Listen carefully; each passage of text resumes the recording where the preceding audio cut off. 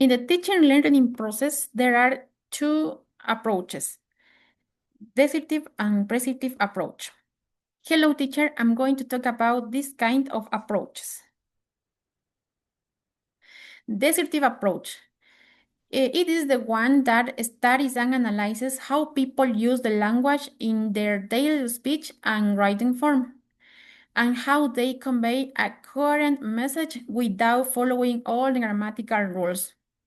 In other words, it refers to native speaking and how people use the language without judgment. It does not determine if the sentence is correct or incorrect. The social and cultural environments influence how the language is produced and understood.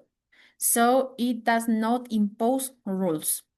For example, in American English, people use the word gasoline to refer to the fuel for vehicles, while in British English, petrol is used. As you can see, different regions or countries have their own language. Besides, abbreviations are used in conversations through social media. However, teaching only this approach cannot be beneficial for students because they cannot develop other skills besides speaking.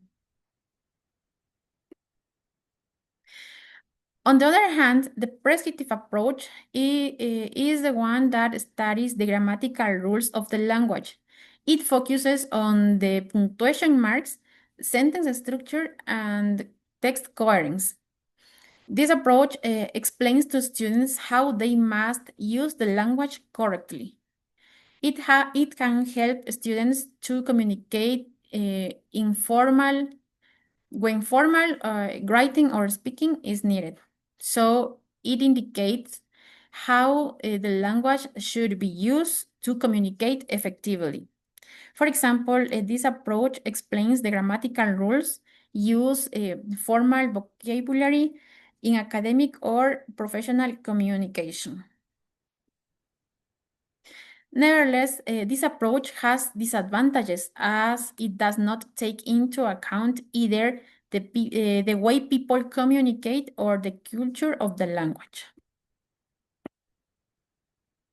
In conclusion, both descriptive and prescriptive approaches can be beneficial for teaching English as a foreign language, as the descriptive approach reinforces the importance of effective communication in a real context, and the prescriptive approach uh, helps students to develop their writing skills and enriches their vocabulary. In this way, the students can develop their communicative skills not only in an academic field, but also in informal environments.